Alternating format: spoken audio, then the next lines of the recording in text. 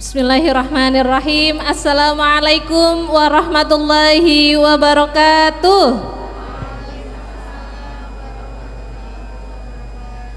Alhamdulillah, selamat pagi bunda-bunda dan ayah-ayah teladan. Alhamdulillah di pagi hari ini saya bisa menyapa bunda-bunda hebat sekalian, tentunya dengan senyum semangatnya luar biasa sekali. Ya, hari ini alhamdulillah kita berkesempatan untuk sharing bareng lagi nih ayah bunda di acara seminar parenting. Nah, oke, sebelumnya izinkan saya memperkenalkan diri. Saya Uli Daniatul Firdaus atau biasa dipanggil Ustadzah Uli sebagai guru bidang bimbingan dan konseling KBTK Al-Irsyad Al-Islamiyah Purwokerto. Ayah bunda, semangat sekali, tidak hanya bunda-bunda dari Al-Irsyad baik dari KB sampai SMA, tapi juga ada bunda-bunda dan bunda guru nih dari lembaga-lembaga luar Al-Irsyad yang ada di sekitar Purwokerto yang bergabung bersama kita semua di tengah keceriaan hari ini.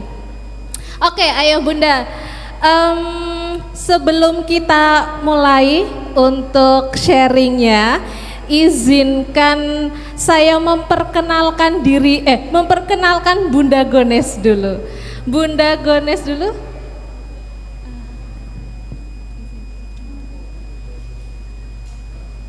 Ya.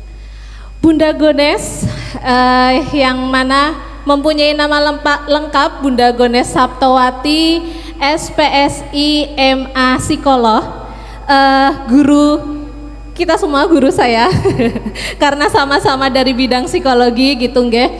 Yang mana Bunda Gones ini adalah Ketua Ikatan Psikologi Klinis Wilayah Jawa Tengah, ayah bunda. Jadi kalau di psikologi itu banyak banget rumpunnya, salah satunya adalah psikologi klinis yang mana ini fokusnya ke isu-isu kesehatan mental health gitu ya bunda. Tapi tidak hanya itu, Bunda Gones ini juga merupakan trainer yang mana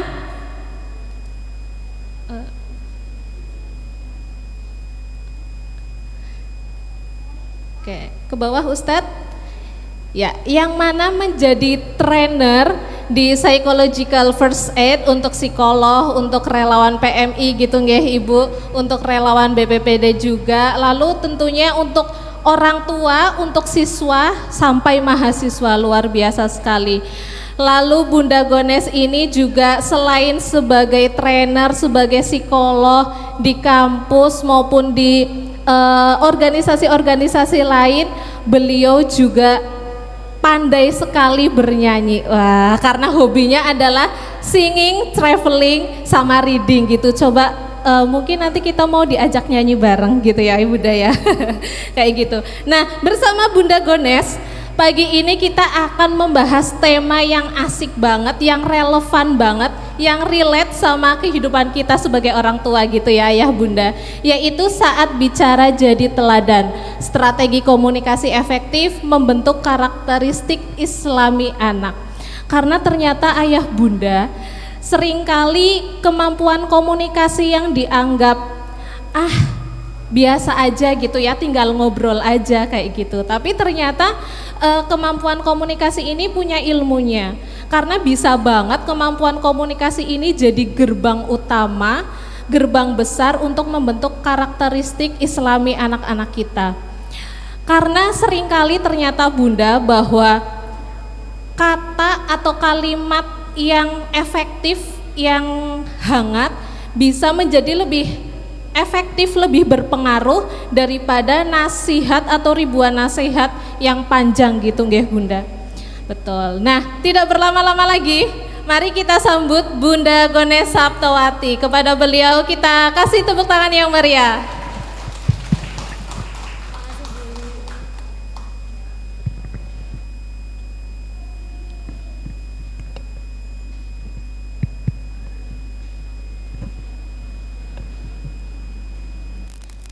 Bismillahirrahmanirrahim.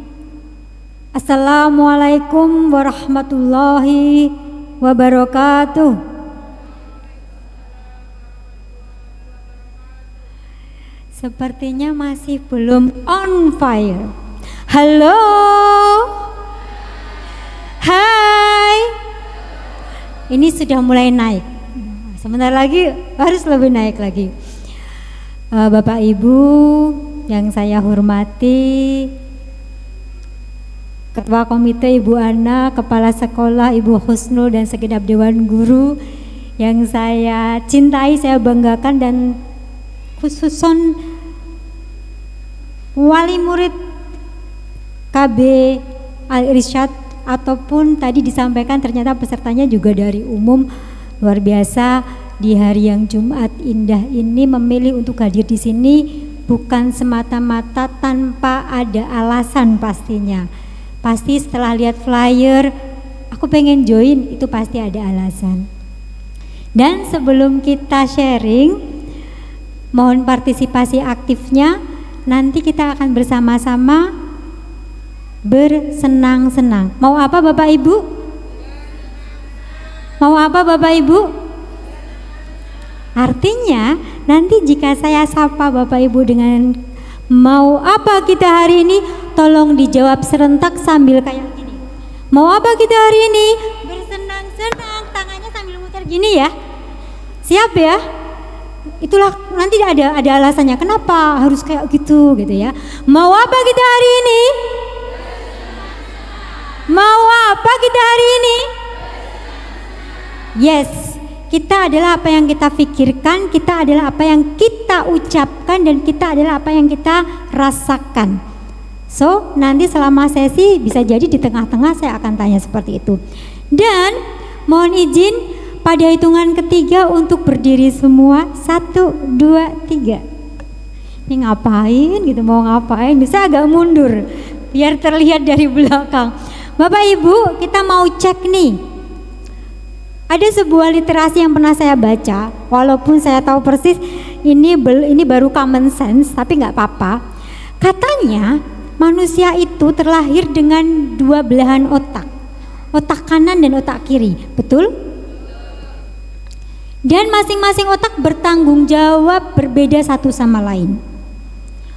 Otak kanan kita bertanggung jawab dengan segala sesuatu yang berhubungan dengan imajinasi, kreativitas, itu ada di otak kanan kita. Otak kiri kita bertanggung jawab segala sesuatu tentang logika, analisa. Dan konon katanya pribadi yang unggul jika otak kanan dan kirinya seimbang. Saya mau cek, yang hadir di sini apakah sudah seimbang belum antara otak kanan dan kirinya? Cara ngeceknya mudah. Nanti Bapak Ibu perso binatang semut. Paham ya? Tahu ya? Semut binatang yang besar atau kecil? Kecil ya. Baik. Konsep besar, kecil, tinggi, pendek disimpan di area otak kanan atau kiri?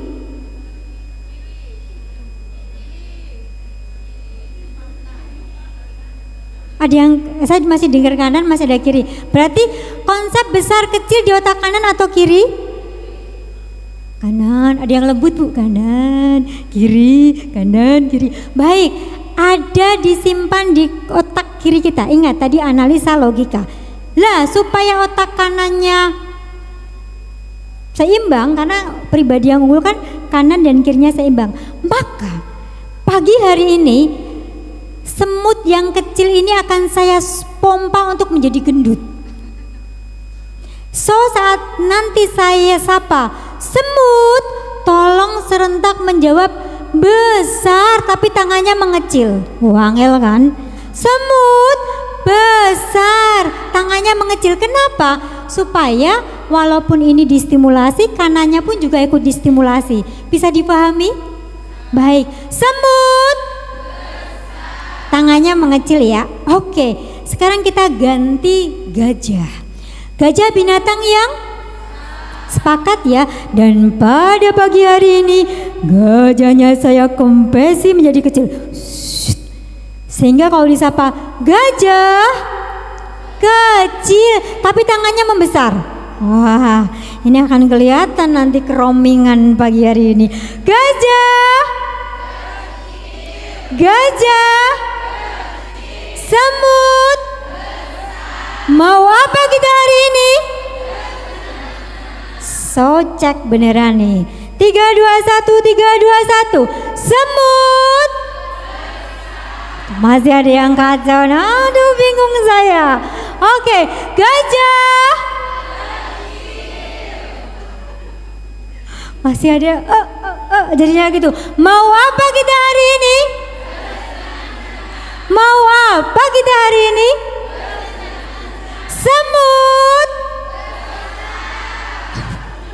Ada yang ketahuan kan yang belum seimbang otaknya, ya kan? Ketahuan ini pagi hari ini. Gajah, semut. Bu Ulin, parenting akan kita mulai jika sudah seimbang semua. Oke, konsentrasi. Mau apa kita hari ini? Mau apa kita hari ini? Semut, semut, gajah, gajah. Mau apa kita hari ini? Oke, aplaus buat Bapak Ibu semua, silakan duduk kembali. Akhirnya gitu ge. Aduh gitu ya. Ternyata dan Bapak Ibu, ternyata bagi yang salah-salah tadi, yang saya melihat masih salah-salah tadi tuh ada maknanya. Kira-kira apa maknanya? Belum sarapan, apalagi?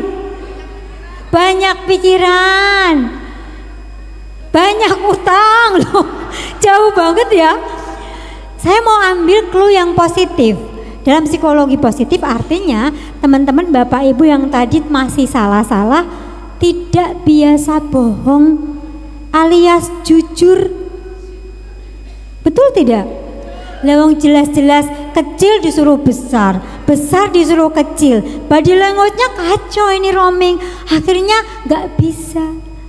Artinya Bapak Ibu tadi yang ternyata masih salah, gak usah khawatir, bukan otaknya yang tidak seimbang karena kejujuran yang diutamakan.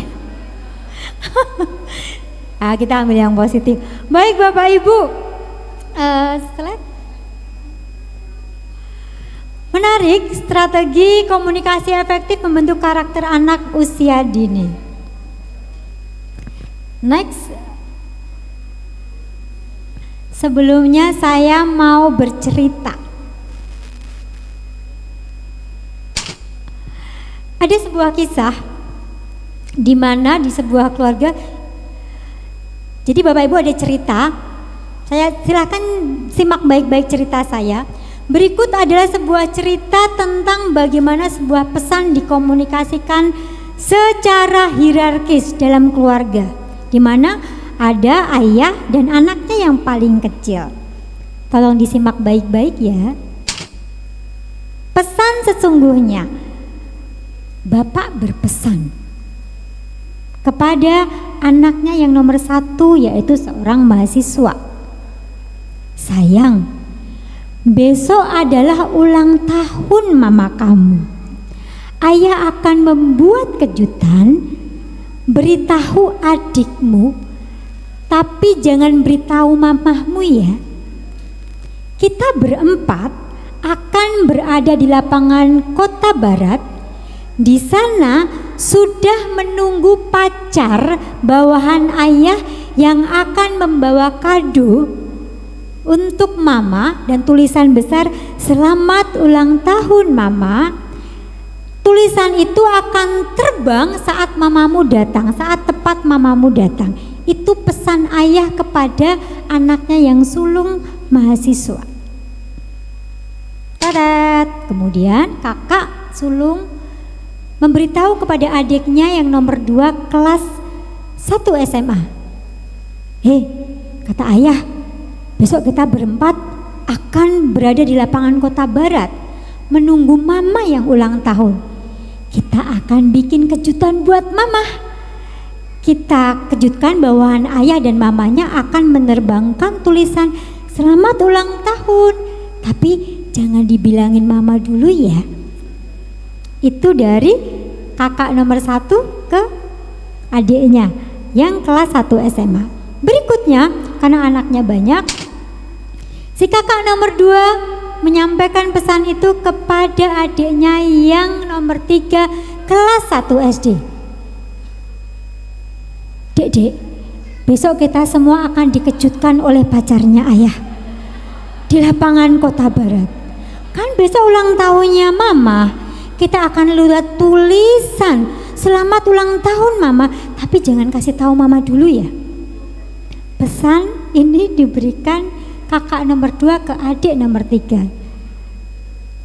Lah, tibalah nih si adik yang kelas 3 ini ngobrol dia kepada mamanya karena tadi tidak dipeseni oleh kakaknya untuk tidak dikasih tahu mama. Mama, aku kasih tahu ya. Tapi jangan bilang-bilang. Besok pagi kan ulang tahunnya mama. Papa mau terbang sama papanya di lapangan. Apa yang terjadi? Kalau panjenengan jadi mama, kira-kira apa yang salah sangka? Muncul ekspresi kayak gini enggak? Tidak hanya itu, bisa tantrum lebih lanjut ya. Langsung panggil apa biasanya? Papanya dipanggil, langsung telepon papanya. Papa, apa-apaan ini? Gitu ya. Bisa jadi. Ini adalah kemungkinan besar bisa terjadi bisa mungkin terjadi enggak? So, dari situ, dari prolog itu, apa yang Bapak Ibu tangkap? Mungkin Ibu boleh kasih yang ditangkap dari peristiwa tadi, kira-kira apa? Bebas.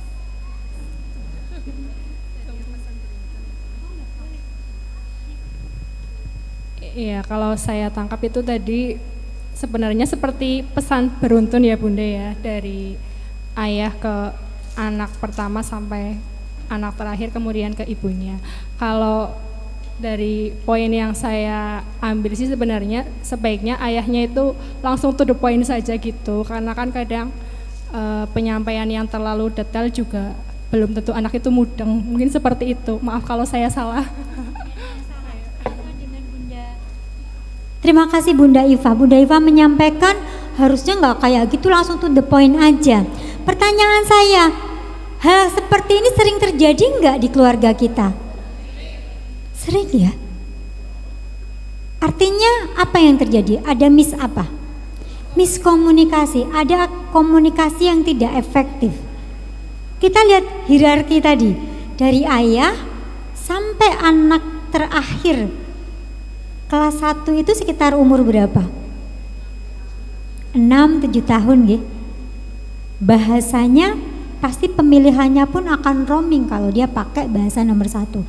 Ini sering terjadi di keluarga kita, tidak hanya di keluarga Bapak Ibu, dalam setting organisasi, dalam setting kita berbestian, berteman pun, dalam setting lingkungan-lingkungan terdekat kita pun bisa jadi ini terjadi. Bapak Ibu, anak saya 3. Yang 1 sudah semester 7. Nomor 2 kelas 9 dan nomor 3 kelas 8. Jarak nomor 1 sampai nomor 2 itu jauh, 6 tahun. Pastinya strategi komunikasinya pun harus berbeda.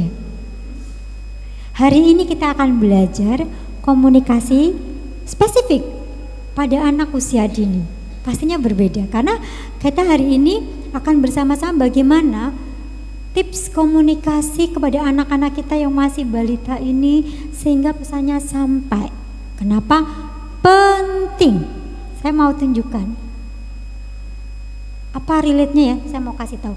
Bapak Ibu, tanggal 10 September kemarin diperingati sebagai Hari Pencegahan Bunuh Diri Sedunia. Ini menjadi concern kenapa? Perlu saya informasikan. Setiap 40 detik ada satu orang meninggal karena bunuh diri. Bayangkan di dunia ini nggih, setiap 40 detik ada satu orang meninggal karena bunuh diri di dunia ini. Menariknya, data tersebut penyebab kematian ketiga terbesar adalah pada usia 15 sampai 29 tahun. Anak remaja kita sampai dewasa awal itu ternyata kematian terbesarnya karena bunuh diri itu nomor 3. Dan menariknya, lebih dari 720.000 orang meninggal karena bunuh diri di setiap tahunnya. Bapak Ibu tadi persa ya 40 detik. Bapak Ibu di sini sudah berapa menit, berapa jam? Hampir 1 jam. Bayangkan sudah ada berapa orang meninggal karena bunuh diri di seluruh dunia. Kita nggak hanya bicara Indonesia.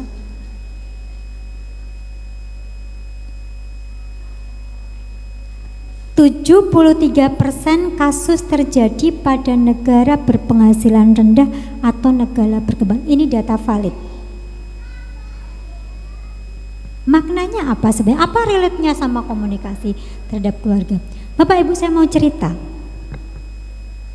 Kemarin sore saya terima pasien, pasangan suami istri. Sebenarnya dia ingin mengkonsulkan anaknya. Si bapak bercerita, Bu, saya mau mengkonsulkan anak saya, tapi dia belum mau ketemu psikolog. Tapi saya perlu ketemu ibu karena saya harus kasih prolog. Oh iya bapak, silakan. Anak saya sudah di warning sekolah akan di DO karena sering bolos. Saya tahu persis sayalah salah satu penyebabnya. Karena dari kecil saya sering melakukan kekerasan kepada anak saya, baik verbal maupun fisik. Terakhir saya lakukan tadi malam, Bu. Apa yang Bapak lakukan? Saya ludahi anak saya.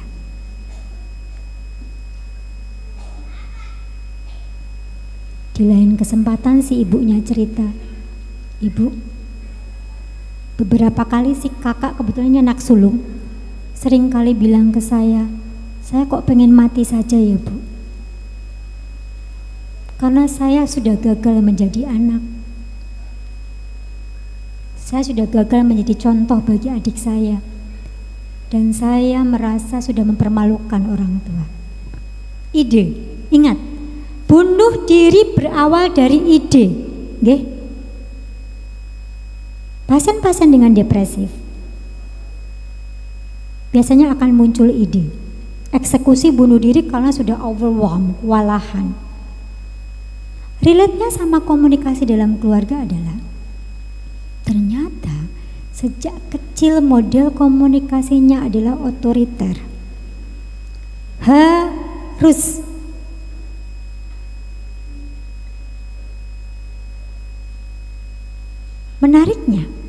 Menarik kan si bapak mau konseling ini menarik. Dan bapak sadar betul dia sering melakukan. Tapi kenapa ya Bu, saya tidak bisa mengendalikan diri. Ada saat-saat tertentu saya sering ikut parenting Bu. Bapak ini mengakui dia sering ikut parenting. Demikian pula si ibu. Tapi ada momen di mana saat-saat tertentu saya tidak bisa kendalikan diri. Apa maknanya? Kalau saya sebagai psikolog klinis, saya sudah berpraktek selama 21 tahun dalam setting psikolog klinis. There is something, pasti ada sesuatu yang berhubungan dengan luka masing-masing individu ini. Akhirnya saya sampaikan kepada keluarga ini, baik, sementara Ananda belum mau ke psikolog, kita proses Bapak Ibu. Penting, karena dengan memproses orang tua ini, maka diharapkan parentingnya, tutur katanya, sikapnya akan menyamakan frekuensi. Sehingga anak ini pun bisa merasakan. Nanti saya akan jelaskan lebih jauh. Halo. Hai. Semut. Semutnya roaming, betul? Karena saya paham Bapak Ibu langsung dengan pikirannya masing-masing, betul? Cerita tadi kisah nyata, artinya ini penting. Tahukah Bapak, kira-kira yang banyak melakukan bunuh diri laki-laki atau perempuan? Bapak laki-laki atau perempuan yang lebih banyak melakukan bunuh diri kira-kira? Mungkin perempuan, kenapa Pak? Biasanya yang pendekatan lebih emosional gitu ya. Kalau laki-laki kan berpikirnya logika gitu loh.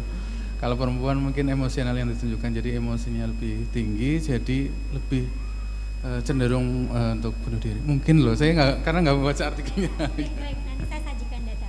Matur nuwun Pak.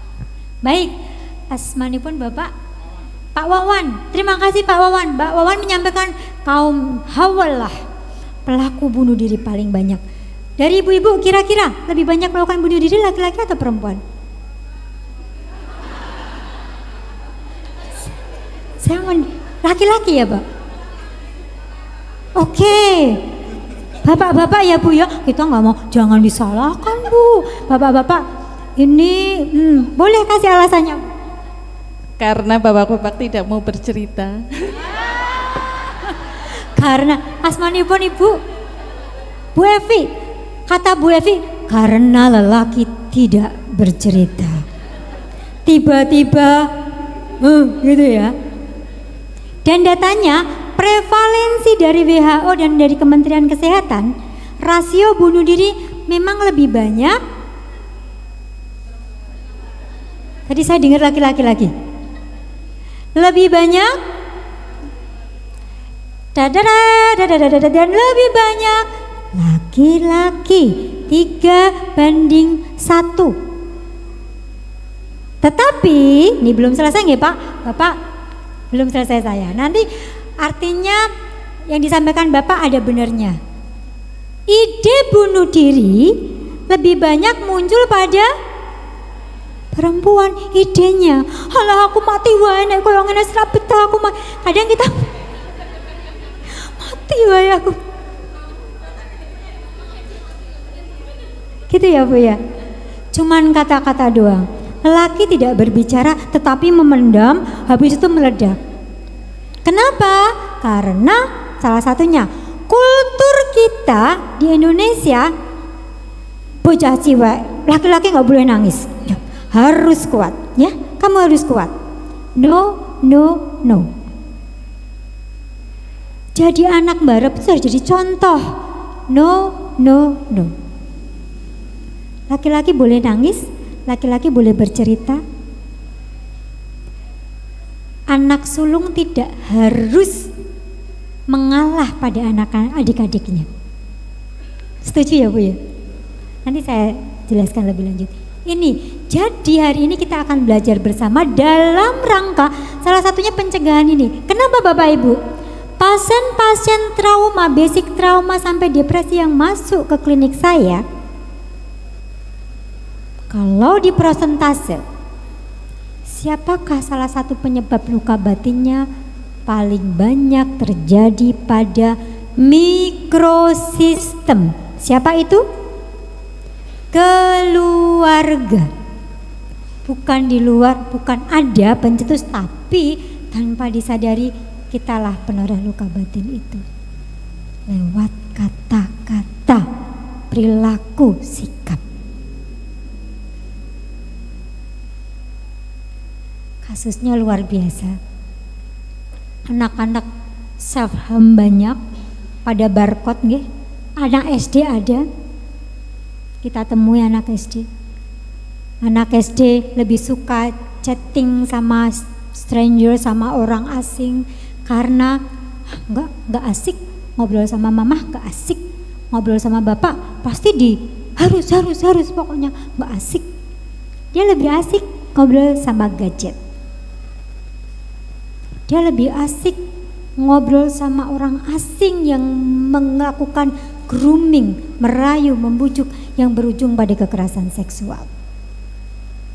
ini di sekitar kita. Oke, kita lanjutkan.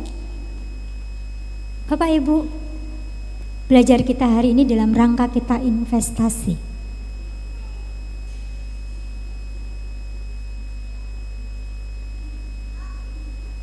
Anak yang sehat mental itu sebuah anugerah dan investasi. Trauma tidak hanya sekedar tentang gangguan mental, emosional, masuk rumah sakit jiwa, datang ke psikolog dan ke psikiater. Bukan semata-mata itu. Trauma bisa berujung, salah satunya yang kita tidak tampak adalah penurunan produktivitas. Tidak bisa memunculkan potensi yang sangat-sangat luar biasa. Saya pernah punya klien, IQ-nya bagus, superior, tetapi prestasinya ranking belakang di kelasnya. Why? Saya pernah punya teman, pinter, selalu juara. Saat dalam setting-setting dia ditunjuk menjadi leader atau dipromosikan, enggak lah, janganlah, aku enggak mau, aku enggak bisa ngomong, enggak lah. Dia nggak suka menjadi pusat perhatian, kalau ngomong di depan umum langsung. Bukan apa-apa, ada luka-luka batin yang dia bawa ternyata. Artinya semata-mata bukan karena masalah psikolog, psikiater, obat dan sebagainya, tetapi bagaimana seseorang dikatakan sehat mental selama dia bisa produktif, bisa berjejaring, bisa tahu yang dia harapkan dan dia inginkan. Itulah kenapa saya bilang di sini, komunikasi dari hati adalah investasi. Berbicara tentang komunikasi, tahukah Bapak Ibu, saat ini pun Bapak Ibu sedang berkomunikasi. Apa komunikasi yang kita munculkan saat ini?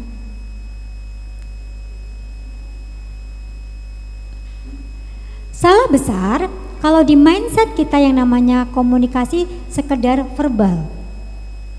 Ya.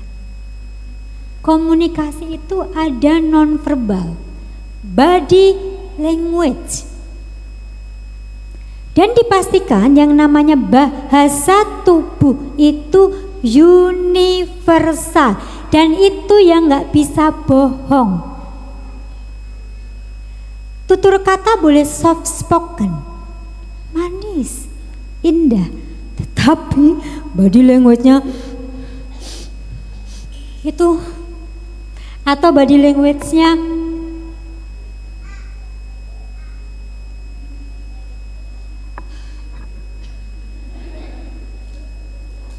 saya nggak harus berbicara, sudah membicarakan, menyampaikan sesuatu, atau body language-nya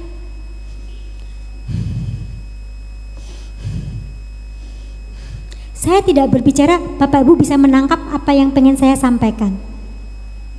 Itulah kenapa komunikasi tidak hanya sekedar verbal, tidak sekedar soft spoken.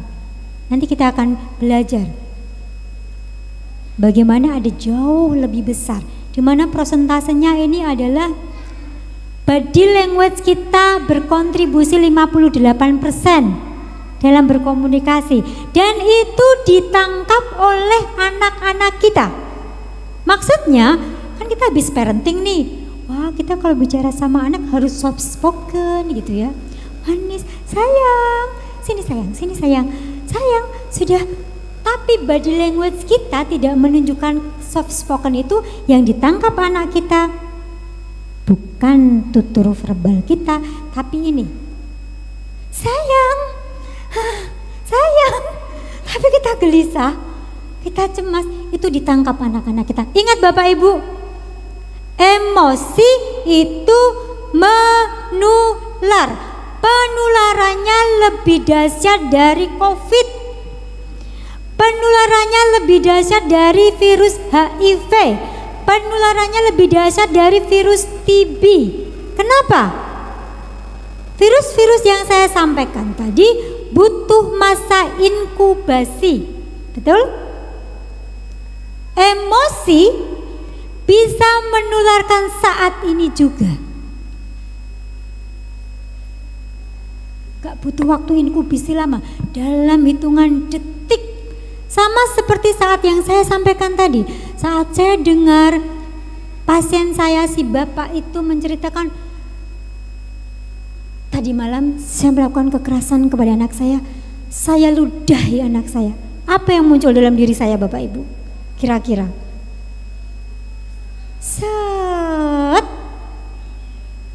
saya langsung muncul emosi di posisi anak ini, betapa hancur lebur hatinya. Ingat, tidak butuh waktu hitungan menit, dalam waktu detik. Tetapi saya sadar betul, sebagai psikolog klinis saya nggak boleh hanyut dalam situasi itu. Maka saya tarik kesadaran saya di ruangan ini, di ruangan praktek saya. Oke. Sehingga yang saya munculkan bukan body language tentang kemarahan, ikut marah, ikut benci pada si bapak, bukan. Ini yang saya maksudkan. Jadi ini penting. Next. Kira-kira jadi gimana tipsnya? Apa tips yang bisa kita lakukan saat berkomunikasi pada anak usia dini? Bapak Ibu, saya mau tanya, kalau pulang sekolah biasanya apa yang ditanyakan ke Ananda, Bun? Tadi gimana di sekolah, seneng apa enggak, kayak gitu. Gimana tadi di sekolah, senang apa tidak? Betul. Baik, Ibu apa yang ditanyakan? Tadi di sekolah diajarin apa? Tadi di sekolah diajarin apa? Baik, terima kasih. Ibu apa yang ditanyakan? Hari ini bahagia. Hari ini bahagia. Oke. Bapak, ini kan luar biasa, kita di sini dibersamai Bapak. Menurut saya ini sebuah kebanggaan. Betul tadi Bu Husnul menyampaikan, Bu Ana menyampaikan kehadiran Bapak ini bisa jadi sebagai contoh, karena tadi negara kita fatherless country dan parenting ayah itu membentuk karakter anak-anak kita. Bapak pulang sekolah, saya geser saja nggih Pak, jangan Pak Wawan lagi. Biasanya pulang sekolah Anda ditanya apa? Hari ini belajar apa? Hari ini belajar apa gitu nggih Pak Wawan? Ya sama sih sebenarnya. Sama, hari ini belajar apa gitu ya. Oke, sekarang kita mau cek. Biasanya saat bertanya itu kita dalam situasi apa di lingkungan sekitar kita? Anak baru pulang sekolah, masih bawa ransel, tek, duduk, gerak. Hari ini belajar apa?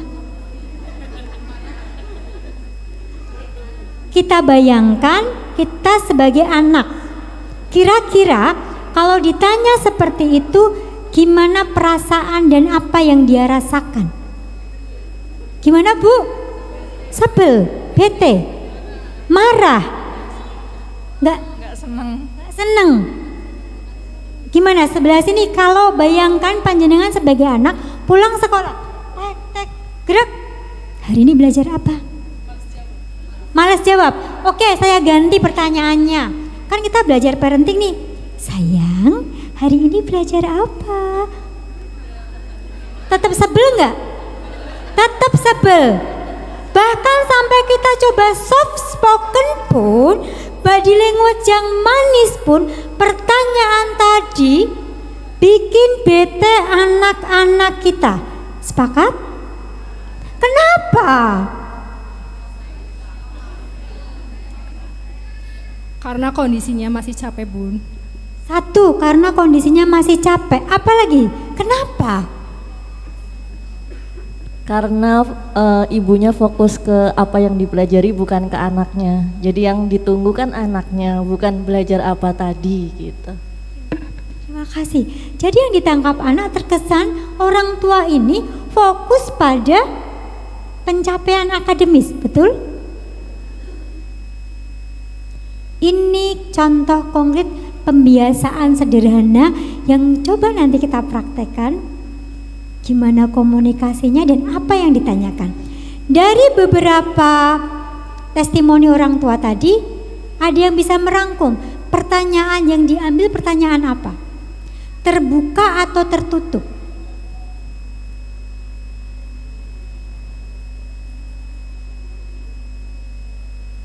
Dari jawaban Bapak Ibu semua, semuanya saat bertanya kepada anak-anak kita menggunakan pertanyaan tertutup, di mana jawabannya adalah cukup, senang, tidak, ya, suka, tidak, senang, tadi senang enggak? Atau bisa jadi saya jamin kalau sampai dengar anak kita bilang lupa. Sering saat kita tanya, sayang tadi gimana, ada makanya habis gak, pelajarannya apa, lupa. Sering. Jawaban tadi sebenarnya dia sedang mengekspresikan ketidaknyamanannya. Dia nggak suka. Sama halnya dengan kita, ibu bekerja, pulang sampai rumah masih bawa tas. Ketemu suami saya sebagai dreng, mah pasienmu piro? Rasanya gimana? Padahal wajahnya jelas kelihatan banget capek gitu ya. Dia bilang, masuk, mah pasienmu piro? Entok piro? Terasa, atau sama halnya bapak pulang kerja, itu yang kita tanyakan. Artinya bapak ibu pastikan lingkungan kondusif dulu. Biarkan dia jeda, taruh, dan tidak harus saat itu menanyakan segala sesuatu yang hubungannya sekolah. Pastikan yang kita tanya bukan akademis, tetapi perasaannya, dengan contoh pertanyaan sebagai berikut. Tidak harus saat itu, saat momennya sudah tenang, menyenangkan, dan pastikan saat bertanya tidak lagi di depan TV, tidak lagi mainan gadget baik anak ataupun kita, tidak sedang disambi-sambi, tapi saat mungkin dia layar-layar atau main apa, kita sayang ada cerita apa hari ini di sekolah? Sebel gitu. Jawabannya langsung sebel. Kira-kira kalau tiba-tiba anak langsung bilang sebel, apa yang akan kita sampaikan? Kenapa? Gitu ya. Sebel. Oh ya, kenapa? Tahu nggak mah? Kan mama bikinin bekal tuh pancake kesukaanku tadi. Pengen makan pancake, melasi ngerebut lagi. Aku kan nggak jadi kan banyak ya. Seperti biasa, kita sebelum anak selesai, halah besok mama bikinin lagi. Jadi anak harus berbagi, nggak boleh kayak gitu ya.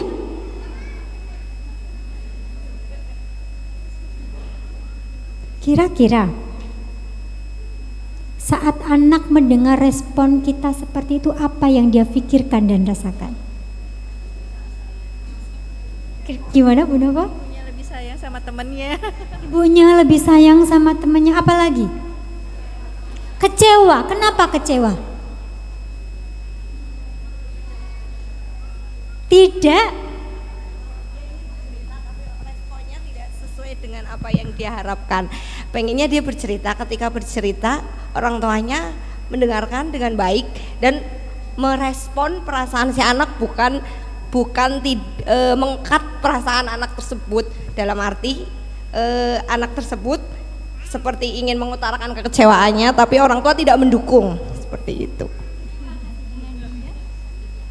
Terima kasih Bunda Lia. Bapak Ibu tahu tidak, sebagian besar yang datang ke klinik saya, ke Polipsikologi, hanya pengen divalidasi perasaannya.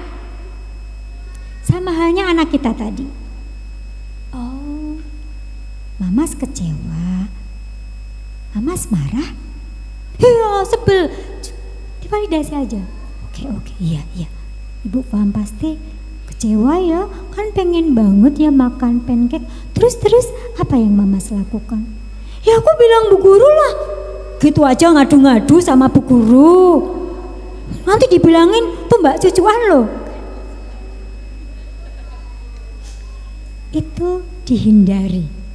Biarkan anak bercerita sampai selesai. Anak hanya butuh divalidasi rasanya. Saya kira tidak hanya anak-anak, kita semua yang hadir di sini kebutuhannya divalidasi, difahami.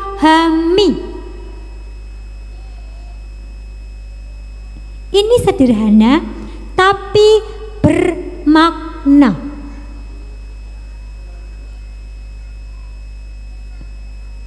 Cukup itu. Cukup tanyakan tentang perasaannya, bukan prestasinya. Prestasi, bahkan menariknya Bapak Ibu, kalau kita buka lewat pertanyaan tadi, prestasi atau akademis yang lain itu mengikuti dia akan cerita. Tanpa kita harus kulik-kulik dan sebagainya. Dia sudah capek seharian di sekolah, ketemu kita pengen tenang, pengen bermain lagi, pengen bersama orang-orang yang dia sayangi. Dan pastikan saat bertanya tadi dalam kondisi kita seperti ini, tenang, aman, kita tidak sedang main laptop, kita tidak sedang main gadget, tidak sedang nonton TV. Itu tips nomor 1, pastikan lingkungannya kondusif. Oke, what's next? Nah ini menarik. Yang kedua, pastikan kita menyamakan frekuensi kita. Maksudnya piye to yo? Ada 2, secara fisik maupun non fisik. Secara fisik yang saya maksudkan menyamakan frekuensi adalah pastikan kita posisinya sejajar atau eye to eye, mata ketemu mata.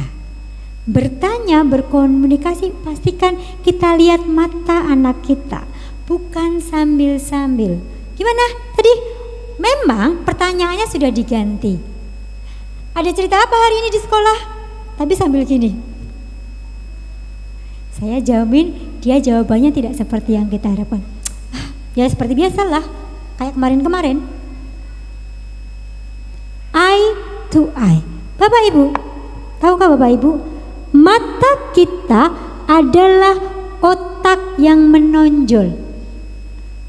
Mata kita menyimpan memori, bercerita. Mata kita adalah jendela hati kita. Kenapa perlu kita samakan frekuensi ini? Supaya, ingat tadi ada 58% itu body language. Kalau kita hanya sekedar verbal tapi tidak melihat bagaimana gesturnya, baik kok Bu, baik, tetapi mukanya nggak apa-apa kok, nggak apa-apa, nggak apa-apa. Yang paling jujur adalah body language ya. Penting, eye to eye, samakan frekuensi, duduk sayang. Kalau dia biasanya sama persis ya. Kalau saya dengan pasien anak-anak saya datang dari ujung pakai tas gitu ya, kan dia terapi dengan OT, dengan FT atau dengan saya akan sambut dengan sekepiting, hai, saya akan samakan walaupun tinggi saya juga sama kayak anak SD sih. Jadi kadang kalau pasiennya saya nggak harus gini, sudah sama setara, pasti akan saya pegang punggungnya, atau kalau yang masih kecil gitu, hai Tata, apa kabar hari ini? Pas apalagi untuk anak ADHD, pastikan eye to eye. Ada tekniknya, kita pegang pelipisnya. Fokus nggih. Jadi kita Bu Gones ada di sini. Apa kabar? Bu Gones di sini. Apa kabar sayang? Apa kabar Tata? Dia mesti gini-gini. Bu Gones ada di sini. Pastikan dia lihat mata kita. Penting. Eye to eye. Itu secara fisik. Penyamaan frekuensi berikutnya adalah dengan menyamakan kognisinya, bukan kognisi apa ya, mental age-nya. Bapak Ibu, anak-anak kita yang balita,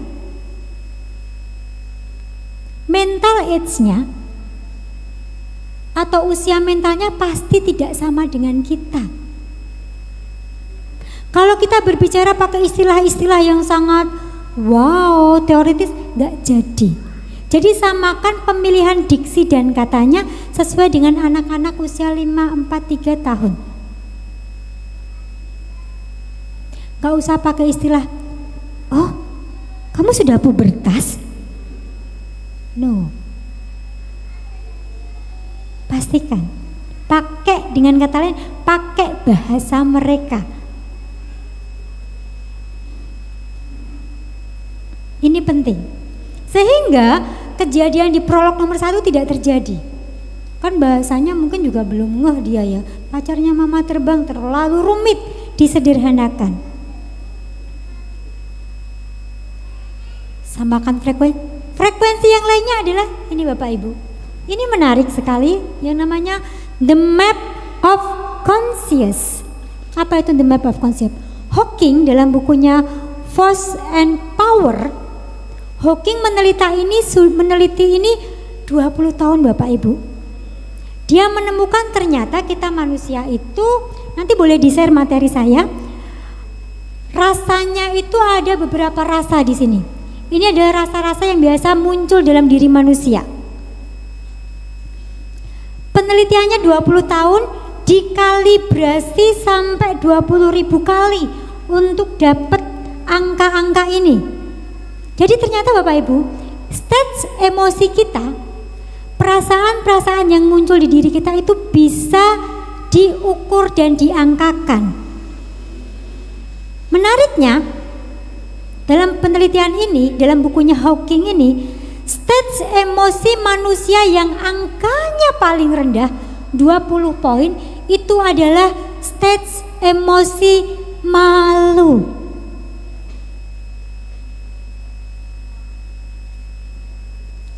Kesadaran yang angka merah ini, emosi-emosi yang merah ini adalah emosi-emosi yang sebaiknya kita hindari karena pastinya akan berujung pada gangguan kesehatan mental. Penyembuhan, energi penyembuhan ada di sini. Ini netral. Maksudnya apa? Menyamakan frekuensi kepada anak-anak kita, kita mainkan juga peta kesadaran kita. Saat kita melihat anak kita tantrum, pengalaman anak kita tantrum goser, anak tantrum apa yang terjadi Bapak Ibu? State apa yang marah? Apa yang muncul? Rasa apa? Anak tantrum itu perasaan yang muncul rasa apa? Kesal? Marah enggak? Apalagi? Kecewa? Sehingga tantrum guling-guling. Kalau itu ada di sini. Kalau kita sebagai orang tua tidak langsung mengubah stage emosinya kepada yang ini, saya jamin nanti komunikasinya chaos. Kalau komunikasinya chaos, maka yang kita ucapkan uncontrol. Selain yang kita ucapkan uncontrol, nih, tiba-tiba tanpa disadari kita main plek sama kasus yang terjadi yang saya sampaikan di depan tadi. Bapak tadi ikut alur. Tanpa disadari, dia chaos, dia pukul anak, dia ludahi anaknya. Sama halnya saat kita lihat anak kita tantrum goser-goser. Oh sebel ya, ini apalagi di tempat umum, saya malu banget gitu ya. Biasanya anak-anak itu kan pinter tuh, anak kita tuh cerdas loh Bapak Ibu. Dia kalau tantrum, lihat-lihat situasi. Ini kayaknya banyak orang, kalau aku tantrum goser-goser, pasti dikasih. Betul? Kita takut malu, akhirnya yang terjadi adalah dikasih kan? Apapun yang dia minta, tapi sebenarnya kita bisa mainkan stage ini. Caranya pause, ambil jarak. Mulai dia deh. Kau udah mulai goser-goser deh. Kan kita tetap juga marah dan sebel ya, pastinya kesetrum kan. Mainkan kesadaran kita. Tarik nafas. Boleh tapping. Oke. Saat stage kita sudah meningkat di area sini, baru kita intervensi baik komunikasi verbal maupun non verbal. Tantrum paling efektif efektif dilakukan intervensi dengan pelukan. Bapak, kalau lihat istrinya tantrum, paling efektif Bapak peluk aja wes toh. Bener nggak Bu? Tantrum? Kenapa Bu? Pelukan itu seperti bentuk validasi dari orang yang kita harapkan memeluk seperti itu. Nyaman. Iya. Terima kasih Bu. Dengan Ibu? Bu Sabrina. Bapak kan dengar sendiri nih Pak. Ternyata kalau istri-istrinya tantrum, kita ini mak-mak tantrum, saat tiba-tiba suami kita itu kita merasa diterima, divalidasi dan merasa lebih tenang. Kenapa lebih tenang? Bapak Ibu, dalam biopsikologisnya, faalnya itu saat dipeluk, apa yang terjadi dalam tubuh kita? Tubuh kita rileks karena memunculkan hormon endorfin, morfin alami. Jika kita beli ditangkap, betul nggak? Morfin kan kita beli ditangkap. Pelukan bisa membuat kita lebih tenang. Bu, saya LDR. Tadi Bu Ana, mana Bu Ana LDR? Gimana dong yang LDR? Bisa melakukan butterfly hug, pelukan sendiri. Melas mentoyo gitu ya. Tapi ini menenangkan. Atau bahkan boleh melakukan pelukan kepada bukan tembok, tetapi lebih tepatnya pohon. Dan ini diteliti. Namanya forest therapy dan grounding. Lakukan pelukan kepada pohon. Kecuali pohon salak.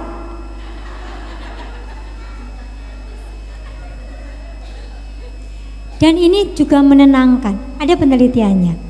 Bapak Ibu, itu pentingnya menyamakan frekuensi tidak hanya secara sikap, tutur kata, mata, tetapi juga rasa.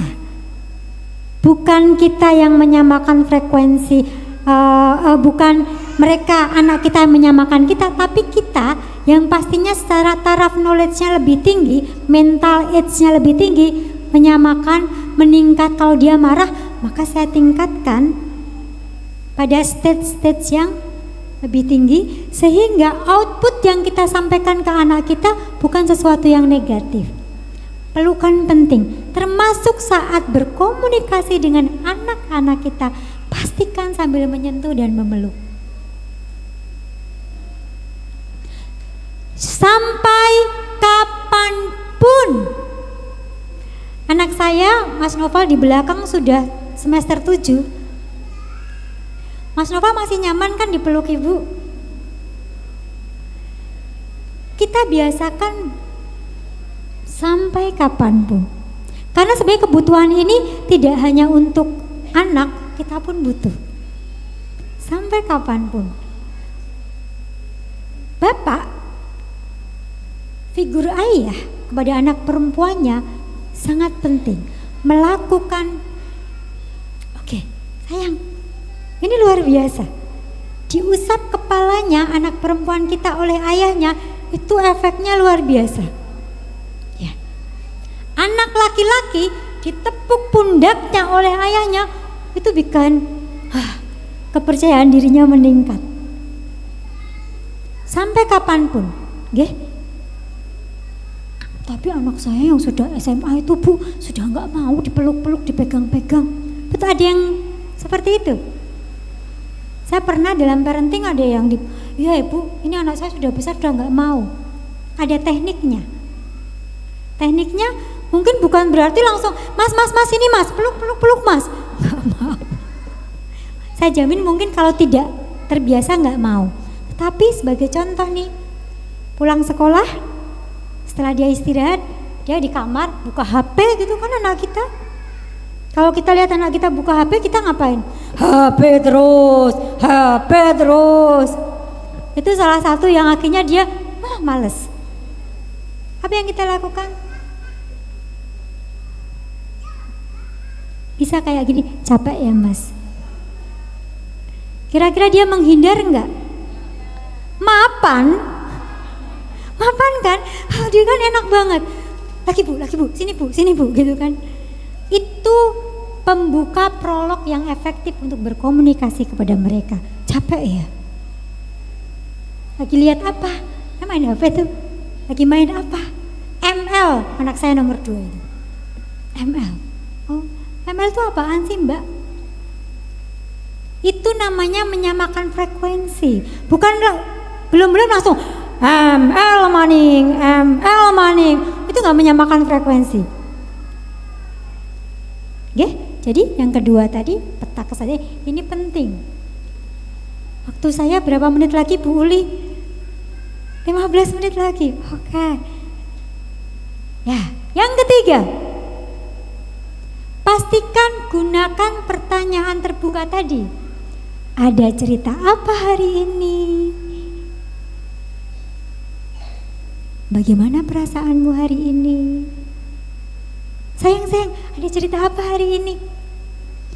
Ada beberapa anak dengan bawaan personality tertentu tidak suka bercerita, betul? Ada. Untuk anak-anak yang tipe seperti ini, kita bisa pancing dari diri kita. Saat floor time, saat duduk samain, sayang ada cerita apa hari ini? Jadi saya jadi ingat dulu kan saya waktu menempuh S2 itu kan LDR sama anak-anak saya. Jadi kalau telepon itu karena kebiasaan saat ketemu anak saya cerita, bertanya ada cerita apa hari ini sayang. Waktu itu dia telepon, Umi ada cerita apa hari ini di kuliah. Kayak dia ngadop kali ya. Jadi kita floor time. Dan dia tipe anak yang mungkin tidak mau bercerita, tidak biasa cerita. Kita pancing dengan cerita kita. Aduh, hari ini ibu capek banget. Pasiennya banyak. Bahkan tadi ada yang tantrum, ibu dilempar pisang. Dia langsung mainan. Dilempar pisang? Ya, anaknya itu aktif. Manjat kursi, manjat mejanya ibu. Bla bla bla bla bla bla bla. Menurutmu, nah ini mancing nih sebenarnya.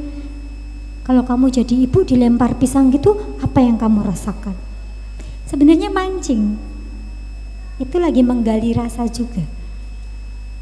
Itu bagaimana kita akhirnya dia bercerita. Apapun yang dia sampaikan opininya tolong diterima, nggak usah didebat. Wah, nih aku ya tak lempar balik. Kan anak-anak ya. Oh iya, kenapa mas? Kenapa? Kan aku disakitin tuh, dilempar tuh. Ya tak lempar balik aku sakit bu. Gitu. Oh iya. Ganti pertanyaannya. Kira-kira kenapa si anak itu ngelempar pisang ke ibu? Nah ini berkembang lagi pertanyaannya. Ini menarik. Tanpa disadari kita berkomunikasi, berdiskusi dan melatih berpikir kritis anak-anak kita. Sebel kali sama ibu. Kan bisa kan? Oh iya ya, bisa jadi ya. Selain sebel, kira-kira dia kenapa? Lapar, belum makan. Macam-macam nanti ya. Jadi pertanyaan terbuka. Berikutnya. Bapak Ibu, ngobrol dengan anak balita dibutuhkan kesabaran seluas samudra. Konsisten. Kenapa? Karena bisa jadi kosakatanya tidak atau belum sama dengan kita. Bulet ceritanya, betul? Bulet gitu ya. Kita kalau nggak sabar, udah ya, ibu tahu, ya ibu tahu, udah, paham ibu. Belum selesai udah anak cerita. Oh, itulah kenapa dibutuhkan eye contact. Tadi itu aku pusing, aku dipukul, habis itu aku dikasih makan, terus aku Itulah pentingnya yang namanya konfirmasi. Setelah dia cerita selesai, kita ambil kesimpulan. Oh, tadi Mbak Rara cerita waktu di sekolah itu Mbak Intan tiba-tiba mukul, padahal Mbak Rara nggak ngapa-ngapain. Terus Mbak Rara merasa kecewa. Itu konfirmasi. Tidak harus di-cut, langsung dinasehati, bla bla, enggak. Iya kan nggak ngasih ya Bu. Disitulah ternyata bonding kita dibentuk oleh anak-anak kita, karena dia merasa diterima. Sabar. Dan perlu kita ketahui Bapak Ibu, kadang anak-anak kita bercerita itu tidak butuh jawaban.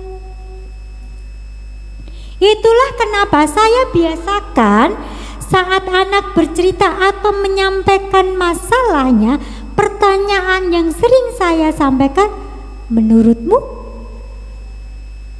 Lalu menurut Mamas sebaiknya gimana? Menurut Mamas seperti apa? Itu mancing. Karena bisa jadi dia tidak butuh jawaban kita. Dia hanya butuh didengarkan, diterima perasaannya. Dan menariknya Bapak Ibu, setiap pertanyaan adalah pintu menuju tumbuh kembangnya. Termasuk pertanyaan-pertanyaan yang berhubungan dengan seksualitas. Saya sering masih mendapatkan laporan, banyak dari kita akhirnya memberikan jawaban yang tidak adekuat atau cenderung bohong. Mama, aku lahirnya lewat mana? Gak boleh tanya itu. Kadang gitu. Atau jawabannya lewat wudel, lewat unyeng-unyeng, tidak dijawab jujur. Padahal pertanyaan itu sangat bagus untuk mengajarkan sex education, pendidikan seks pada anak-anak kita. Jawablah dengan jujur. Sayang, saya masih ingat dulu Mas Noval tanya, dulu manggilnya masih Umi. Dulu saya dipanggil Umi, Mama, terakhir saya dipanggil Ibu. Di rumah anak saya nomor 3 manggil saya Umi, anak nomor 2 dan Mas Noval manggilnya manggilnya Ibu, suaminya manggilnya Mama. Lengkaplah sudah. Jadi, sayang, Umi, adik nanti lahirnya lewat mana? Jawab dengan jujur. Seharusnya lewat vagina. Vagina, bukan tempe, tahu dan teman-temannya. Apa Bapak Ibu? Vagina. Tapi karena berhubung Umi pendek kecil, jadi kayak kamu dulu, lahirnya lewat perut, dilakukan sesar. Apa jawaban Mas Noval waktu itu? Saya masih ingat betul. Hah? Vagina? Pesing dong Umi.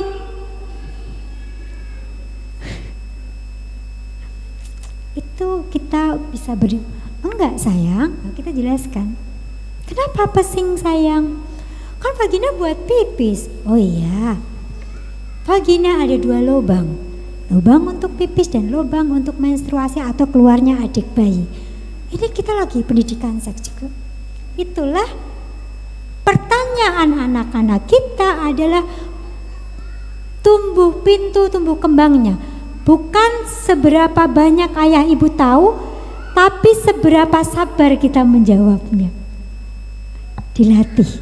Oke? Halo. Semut.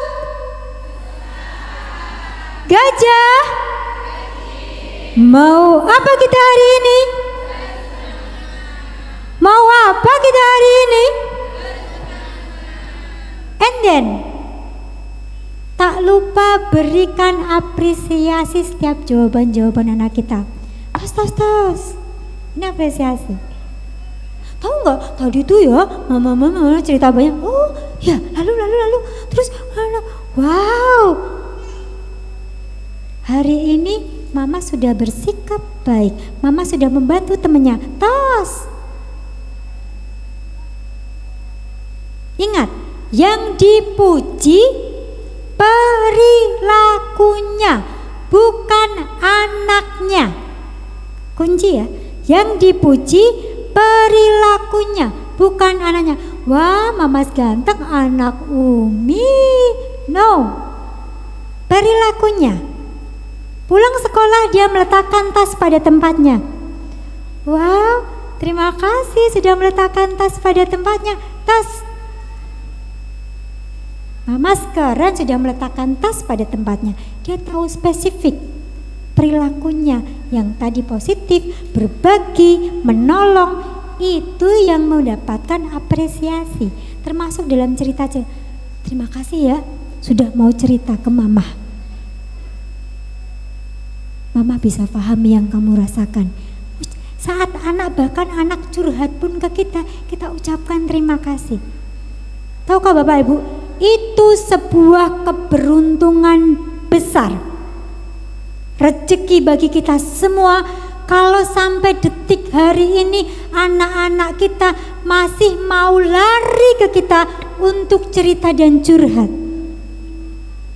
Kenapa? Di zaman sekarang ini itu adalah mahal. Anak-anak kita lebih memilih lari ke gadget, ke temannya, ke statusnya untuk menceritakan apa yang dia rasakan dibanding kita. Bersyukurlah kalau sampai saat ini mereka masih mau lari ke kita. Itu pencapaian karir menurut saya. Jadi kalau saya ditanya, puncak karirnya apa Bu Kunis? Saat anak masih mau bercerita ke kita. Saat waktu itu Mas Noval bercerita, suruh nulis di CV-nya waktu diterima, kebetulan dia kuliah di psikologi juga. Suruh nulis CV, di situ siapa idolanya, dia tuliskan ibu saya. Itu puncak karir, bukan menjadi ketua IPK Jawa Tengah, bukan. Sebuah rezeki, sebuah investasi. Kalau sampai saat ini anak-anak kita masih bonding dengan kita, itu perlu kita upayakan lewat tips-tips dalam berkomunikasi dengan anak-anak kita. Dan ingat, balita kita, anak, saya pernah bikin artikel, nulis artikel, anak sama dengan bermain. Berkomunikasi efektif dengan anak-anak kita akan lebih jitu lewat bermain. Apapun itu. Saya sarankan permainan yang sangat efektif dan itu bikin bonding serta melatih kecerdasan emosional lewat membaca buku, membaca dongeng sebelum tidur. Kenapa? State otak kita sebelum tidur itu adalah state hipnosis. Bercerita, membacakan buku, membuat terangsang imajinasinya, merangsang emosinya. Ini efektif. Apapun, bahkan floor time, apapun itu, kalau kita masih punya, ya udah ngelemprak, duduk, apa? Kemarin saya ngisi di sekolah rakyat di Banjarnegara.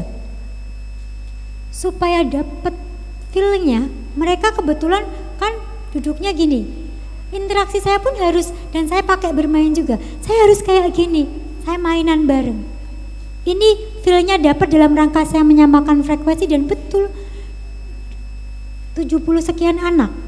Pada situasi bahkan sangat banyak pun mereka bisa menceritakan emosinya.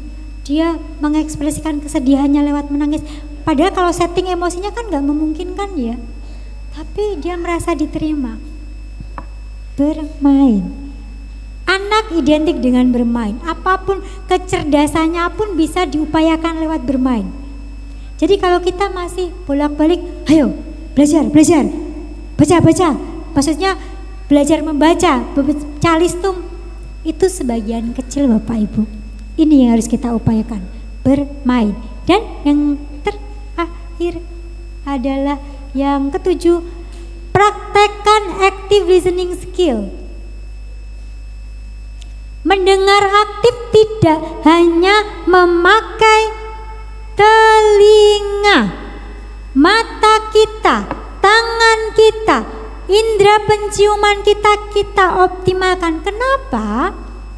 Dalam active listening skill kita observe, melihat, mengamati, acknowledge, mengakui apapun yang disampaikan anak-anak kita tanpa kita bantah. Don't do anything else while listening. Jangan disambi apapun saat dengerin anak. Suatu hari saya terima pasien, saya duduk di meja saya, di pintu, pasien laki-laki remaja. Bu Gones, kita belum prolog apa-apa, kita biasanya kan kita akan lakukan konseling, dalam konseling bla bla bla, semacam menjalin rapport ya. Bu Gones, saya gay. Kalau saya tidak acknowledge, gimana kira-kira kalau ada yang datang bilang seperti itu, reaksi panjenengan gimana? Hah? Mas, astagfirullahaladzim, tobat. Mas, gak boleh gitu. Kalau saat itu reaksi saya seperti itu, kira-kira pertanyaan saya, dia melanjutkan ceritanya tidak? Yes, dia langsung gini, pasti dia akan langsung gini. Acknowledge saat active listening skill kita cukup, oh ya, mau menceritakan lebih lanjut, cerita dia, itu namanya acknowledge. Kenapa? Walaupun prinsipnya tidak sesuai prinsip kita, pasti nggak sesuai prinsip kita kan? Kita mengakui. Mengakui bukan berarti ikut setuju ya, beda loh ya. Mengakui bahwa itu ada di prinsipnya. Sama halnya saat kita ngobrol sama anak-anak kita. Aku oke, sebel ya. Active listening skill. Bahasanya bisa roaming.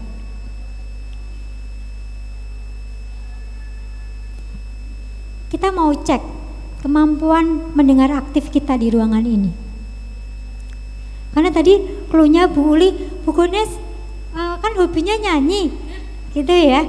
Jadi saya akan menyampaikan sesuatu, tolong Bapak Ibu dengerin, habis itu nanti tolong sampaikan. Kita lagi mengupayakan active listening skill. Apa yang Ibu tangkap dari lagu saya? Sebentar saja, fokus pada yang saya sampaikan lewat lagu, nggih.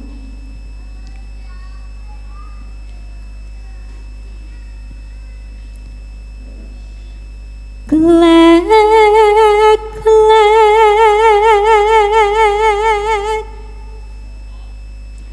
piung sira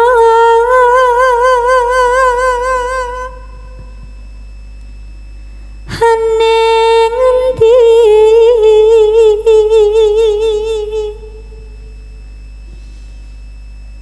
hingga tulungono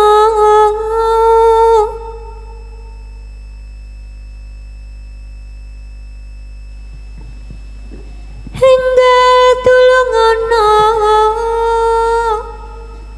hawaku kacemplung waris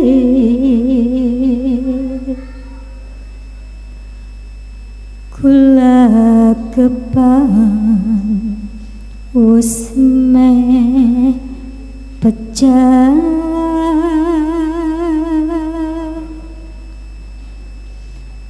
Nangkep semuanya kan?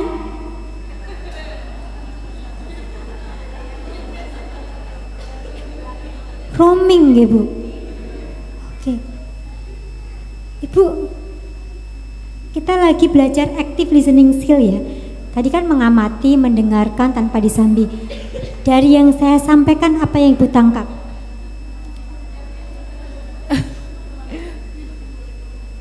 Bingung saya. Bingung. Tadi ngomong apa juga nggak mudeng gitu ya Bu ya? Oke. Ibu, ada yang bisa ditangkap? Tadi kayak minta tolong. Kayak denger nyemplung-nyemplung ya. Nyemplung kecemplung cimplung gitu ya, minta tolong gitu ya. Baik, oke, ada yang bisa nangkep itu tadi mau copot Mas Kumambang, sudah pada susah ya mau copot, ibu bisa. Bu Gonesnya lagi sedih, aku malah mau ikut nangis.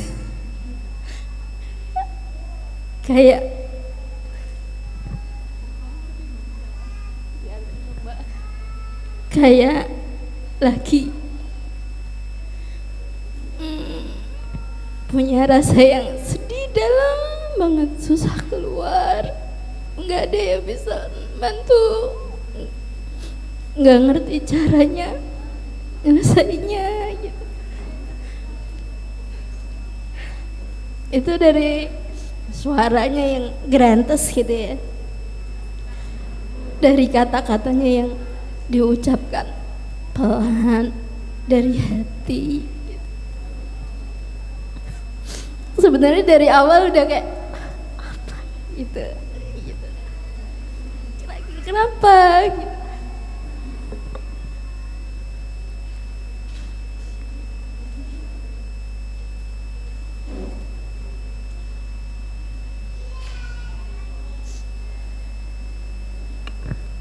Oke,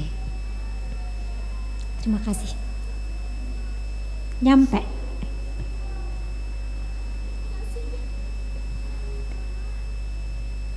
Saya merinding.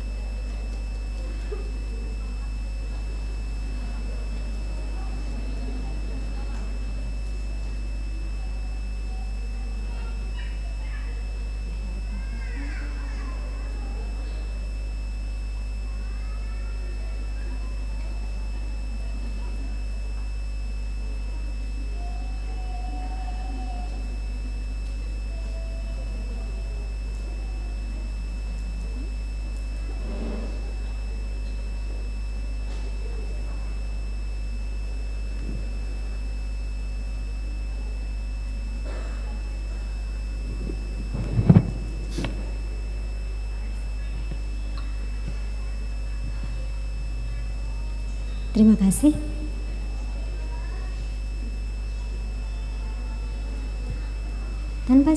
Tanpa disadari kita sudah ketemu yang tadi yang namanya map of conscious. Dalam active listening skill, acknowledge, bisa jadi kita akan ketemu anak-anak kita, apalagi anak-anak kita yang bahasanya belum cetok, belum jelas. Sama seperti lagu yang saya lafalkan yang Bapak Ibu nggak paham itu ngomong apa, betul? Tapi ekspresi body language anak-anak kita nggak bisa bohong. Betul, lagu tadi lagu tentang kesedihan, lagu tentang seorang anak mencari ibunya.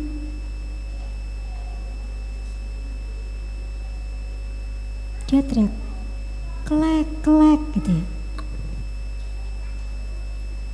dan dia kecemplung wareh, kecemplung air kolam dan sebagainya. Dia minta pertolongan, enggal tulungono awakku kacemplung wareh, gulagepan gelagepan wes meh pecah, sudah hampir mati saya.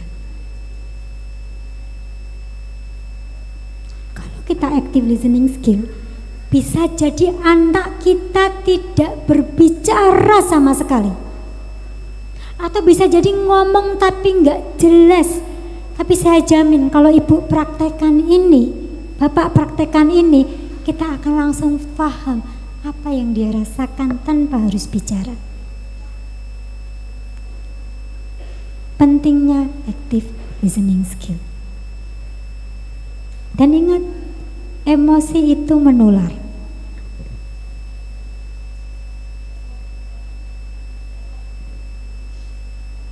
Itulah kenapa ini mendominasi dalam komunikasi empati. Komunikasi yang bisa menggugah, membantu anak-anak kita untuk lebih cerdas emosional. Memvalidasi rasanya. Oke. Halo. Hai. Mau apa kita hari ini?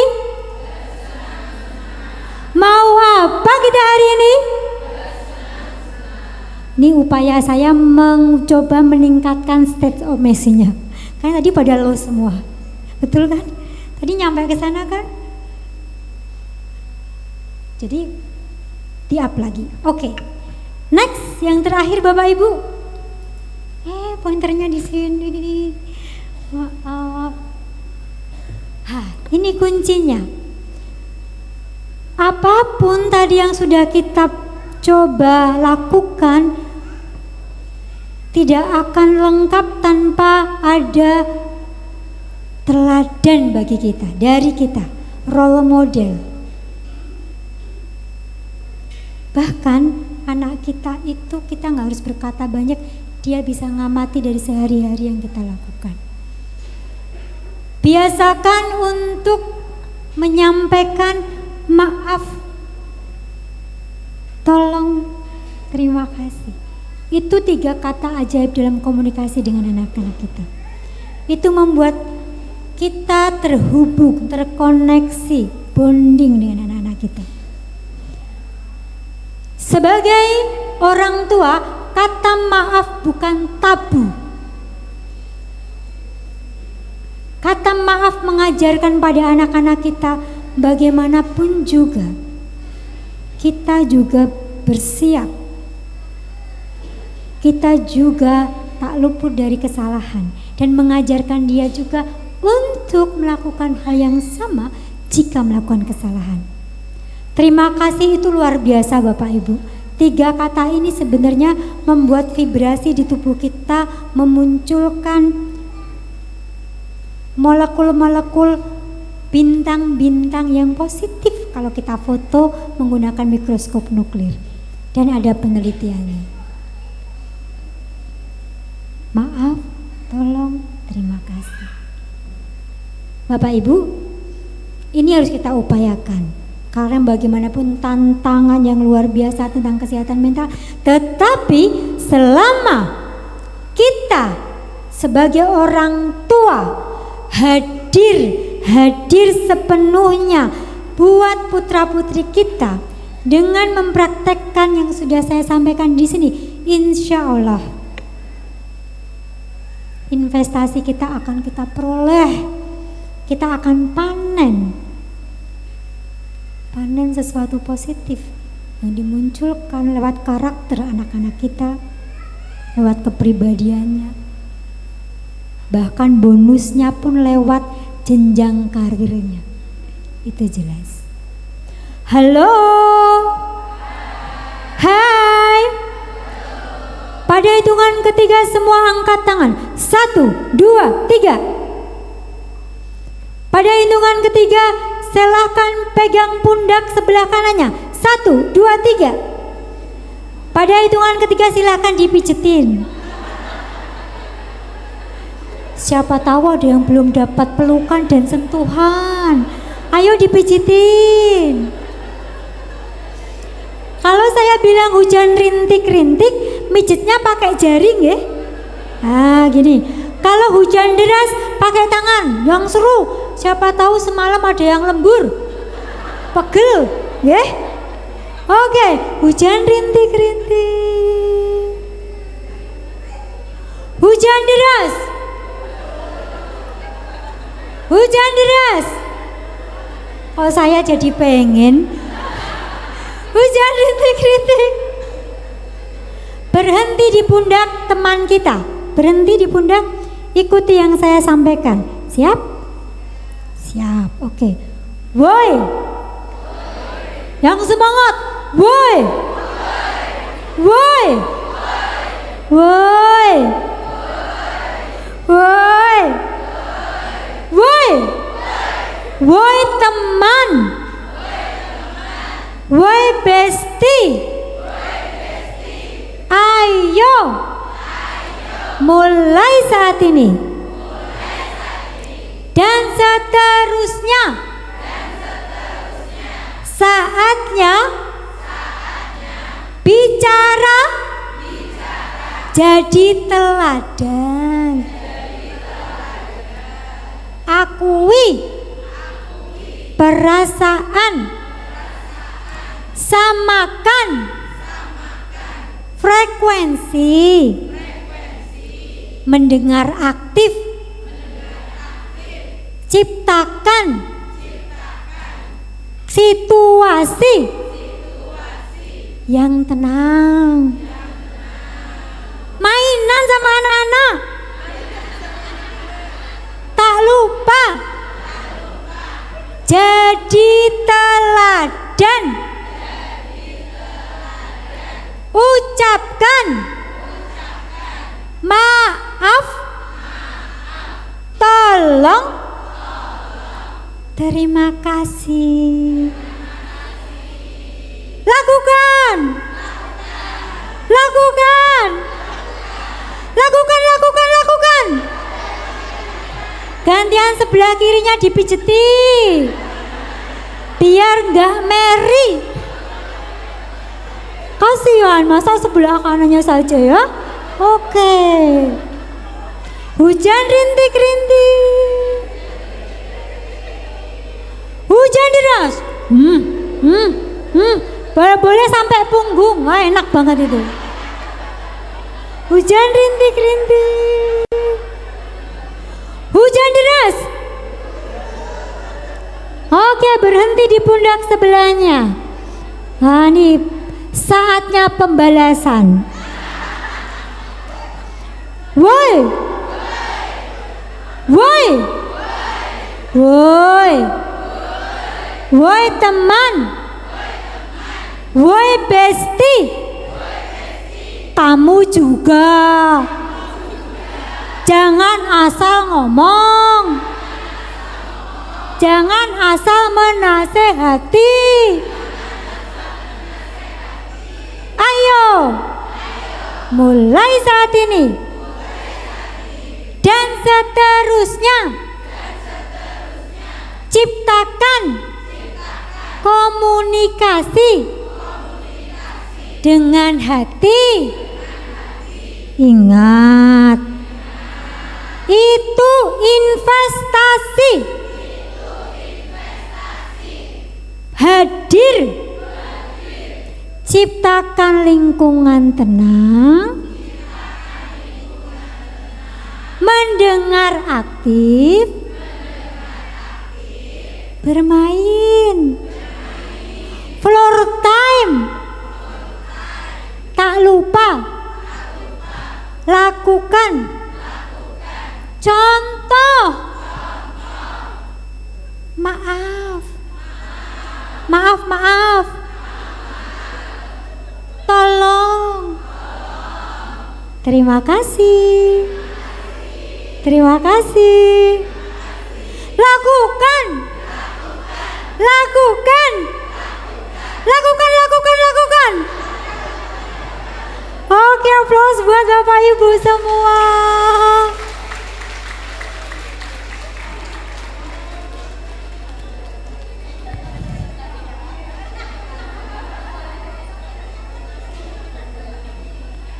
Sudah berkomitmen semua nggih? Insya Allah. Berharap nanti kalau ketemu Ananda besok pulang sekolah tanyanya apa?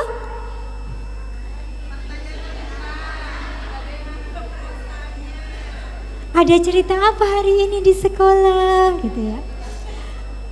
Dan pastinya ini tidak menjadi sesuatu upaya kalau hanya ada di ruangan ini saja. Pulang langsung kita praktekkan kepada orang-orang terdekat kita.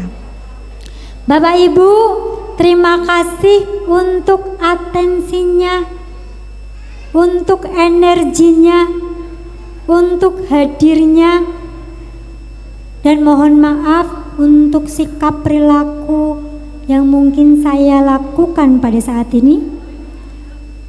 Kita berdoa bersama semoga senantiasa kita diberikan kesabaran, keikhlasan, kekuatan dalam mendidik putra-putri kita.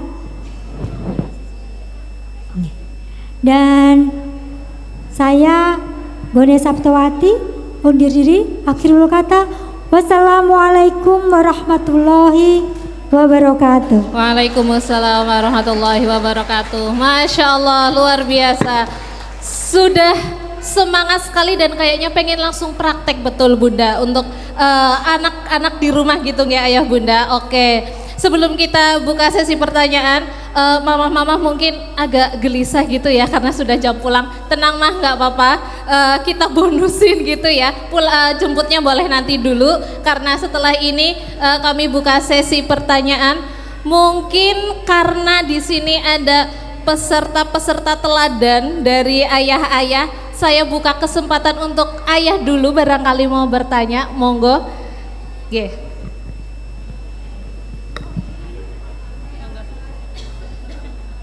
Oh ya. Assalamualaikum warahmatullahi wabarakatuh. Perkenalkan Bunda Gones, saya Amrizal dari Ayah Al dari TKA 4. Untuk pertanyaan saya, bagaimana caranya untuk komunikasi efektif dengan anak usia dini dengan kondisi yang LDR?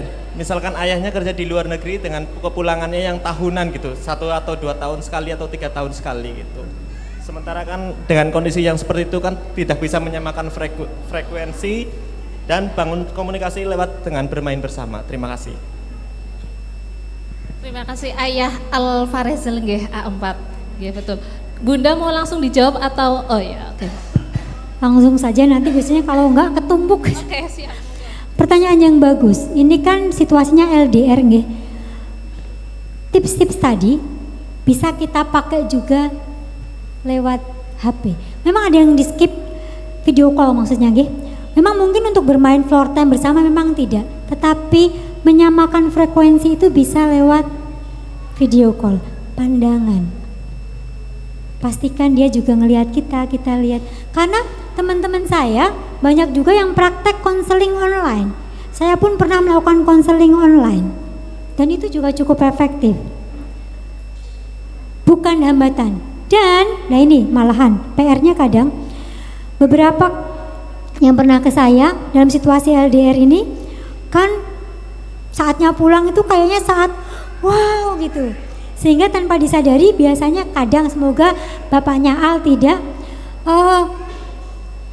tatanan-tatanan yang sudah dibangun oleh orang keluarga di rumah kadang bisa buyar demi kan aku nggak pernah ketemu jadi boleh deh. Tetap konsisten. Kalau sudah dibangun tentang disiplin dan sebagainya tetap dilakukan. Tadi bisa eye contact. Pertanyaannya pun saat video call gitu. Sayang ada cerita apa hari ini? Oh gitu ya. Oh. Terus dia bisa nangkep kok. Tidak ada hambatan. Emosi pun bisa kita tularkan lewat media ini. Selama tadi kecuali mungkin skip untuk bermain bersama atau boleh bermain bersama. Kamu lagi ngapain? Karena biasanya saya pun main kartu. Pasien online atau saya pernah melakukan praktek online, tapi media saya kan saya pakai fototerapi, saya main kartu. Saya tunjukkan, mau pilih yang nomor berapa? Interaksi. Oke. Kita direspon perasaannya. Itu bisa. Body language juga masih bisa terbaca ya Bunda ya? Masih bisa. Tetapi yang kadang saya agak susah itu kalau ketikan. Kalau ketik kadang emot itu palsu ya. Padahal sebel gitu ya. Emotnya gini. Padahal dia sebel sama jauh. Itu yang kita nggak bisa validasi itu ketikan. Tapi kalau kita lihat langsung lewat video call, kita bisa lihat asalkan benar-benar hadir, observe, tidak disambi-sambi.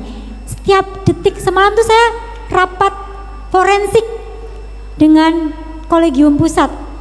Termasuk kalau dengan kita menghadapi tersangka-tersangka itu mata menarik sedikit, bibir sedikit ke sini, tangan apa sedikit itu bisa kebaca gitu. Jadi sangat memungkinkan. Matur nuwun Pak J.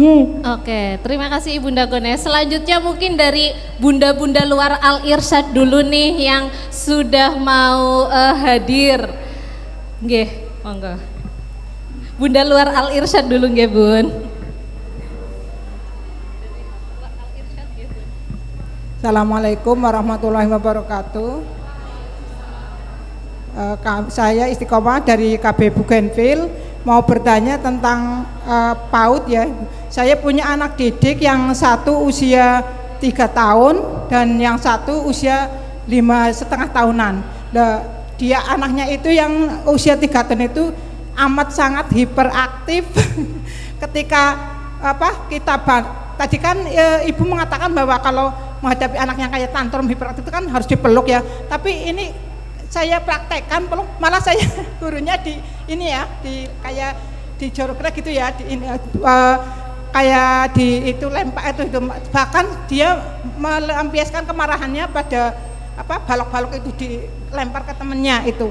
Kalau yang usia 5,5 tahun itu dia senangnya bermain di luar, tidak mau mengikuti di kelas itu ya dengan teman-temannya itu ya, kegiatan itu. Terus ketika dia dikasih kegiatan dia mudah bosan dan pelampiasannya juga seperti itu, ngamuk gitu ya, kata-kata itunya sering mudah napok ke temennya gitu ya, tangannya itu mudah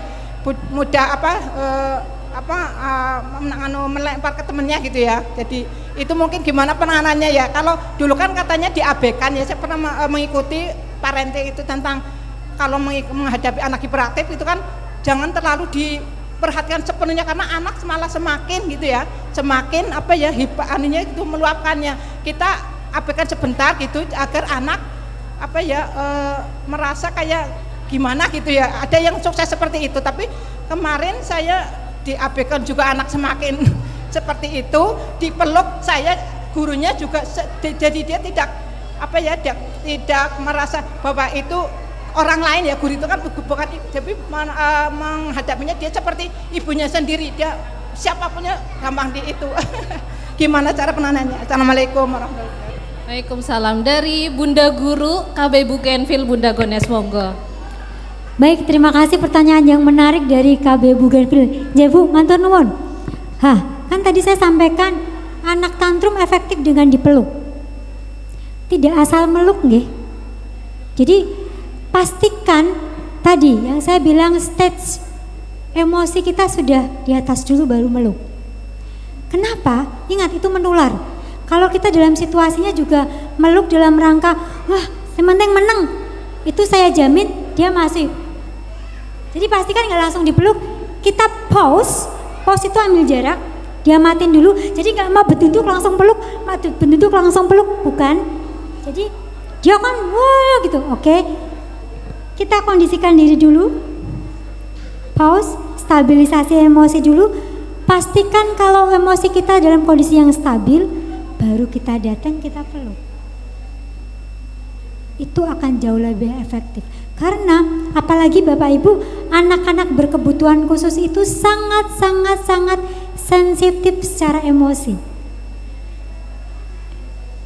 Dia sangat tahu persis ini dia suka enggak, itu dia tanpa harus banyak bicara. Jadi pastikan kita pause dulu, ambil jarak. Kalau kita juga sudah tenang dan stage kita juga sudah naik, kita peluk. Dan dalam memeluk pun kita nggak usah ngomong apapun, gitu kan? Oke. Itu biasanya jauh lebih efektif. Kalau saya paham betul, ABK ini dia punya energi yang luar biasa. Yang memang terus tip yang kedua tadi kan ada sudah kita coba abaikan. Bukan berarti serta-merta diabaikan. Jadi kan beda ya anak hiperaktif dan superaktif. Kalau hiperaktif itu memang kecenderungan klinis. Ada memang itu sesuatu yang memang di situ harus ada farmakoterapi, terapi obat-obatan, tidak hanya terapi perilaku dari kita, baik itu guru, orang tua atau psikolog. Harus ada penenang dan sebagainya. Tetapi menariknya anak-anak seperti ini karena dia peka, kalau kita attunement itu benar-benar mempraktekkan hadir sama menerima dan sebagainya, perubahan perilaku itu signifikan. Bahkan bisa jadi aku lo nggak ngapa-ngapain sama anak ini, kok dia bisa lebih. Itu yang kami alami di tempat-tempat praktek. Dan memang harus dilatih. Contoh tadi dia tantrumnya itu karena apa gitu ya? Oh, tuh dia merebutin. Terus kemudian saat kita peluk, Mamas marah, Mamas sedih karena itu. Setelah fase kita diam dulu, kita tenangkan, baru kita menyampaikan sesuatu di mana itu hasil observasi kita. Kayaknya dia tantrum itu karena tadi mainannya direbut atau apa, baru kita sampaikan setelah kita fase jeda. Jadi memang tidak harus langsung dipeluk, tapi pastikan sebelum memeluk kita memeluk diri sendiri dulu, kita stabilkan emosi dulu. Itu dijamin jauh lebih efektif karena mereka jauh lebih sensitif Bapak Ibu dalam merasakan emosi kita. Termasuk tadi yang anak yang betul pengabaian dan sebagainya, itu bukan berarti diabaikan dan langsung dicuekin, itu enggak, tapi kasih space dia untuk mengekspresikan. Oh gitu, kasih space. Setelah energinya udah mulai low, boleh kita dekati, kita edukasi. Ini akan efektif pada anak-anak yang super aktif. Kalau hiperaktif memang harus ada terapi-terapi perilaku, ada obat-obatan dan sebagainya. Perkataan Ibu. J. Terima kasih Bunda. Ya mungkin dari Mama Al Irsyad nih yang mau bertanya. Tadi sebelah sana sudah, mungkin yang sebelah sini.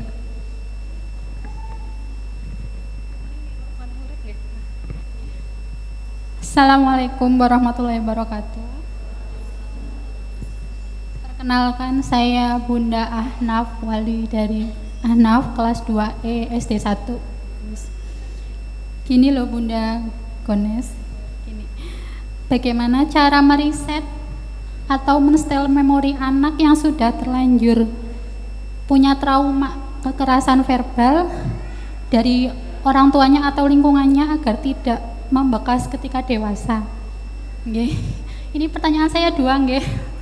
Nah, yang kedua itu apakah orang tua yang punya borderline nggih niku bisa menurun ke anaknya? Nggih. Matur nuwun. Wassalamualaikum warahmatullahi wabarakatuh.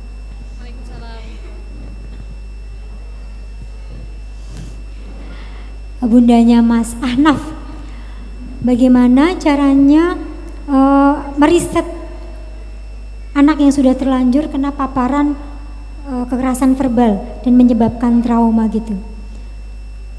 Perlu saya informasikan, trauma tidak akan pernah hilang. Ini kabar buruknya dulu, nanti ada kabar baiknya Bu. Trauma bagi siapapun akan dibawa seumur hidupnya. Tapi ingat, ini bisa di reframing dengan pendekatan-pendekatan khusus, dengan terapi-terapi khusus. Ini bisa reframing, membingkai kembali peristiwa trauma itu dengan POV sudut pandang yang berbeda. Kalau hubungannya dengan kekerasan verbal, sebagai orang tua apa yang bisa kita lakukan? First, saat kita tahu dan sudah kebanjur, maaf itu mutlak. Maaf itu mutlak kita sampaikan. Bisa jadi masih dibawa ke anak-anak kita. Tapi seiring berjalannya waktu tidak hanya cukup kata maaf. Kita juga harus bertumbuh dalam rangka tadi memperbaiki perilaku dan sikap kita, yang itu akan dilihat anak-anak kita. Saya yakin yang hadir di sini pernah mengalami pengalaman trauma, semuanya tanpa terkecuali. Saya panjenengan sami. Menariknya, ada yang namanya di psikologi post traumatic growth.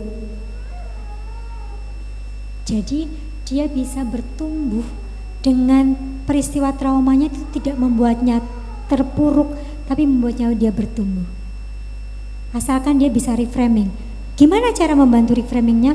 Saat kita sudah awareness, benar-benar sadar tadi, maaf adalah mutlak, memperbaiki diri, bonding. Saya kira Bapak Ibu kalau tips ini dipraktekkan insya Allah Pak,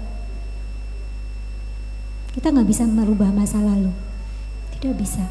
Trauma itu mungkin masih ada, tetapi anak kita dan kita akan belajar. Kenapa?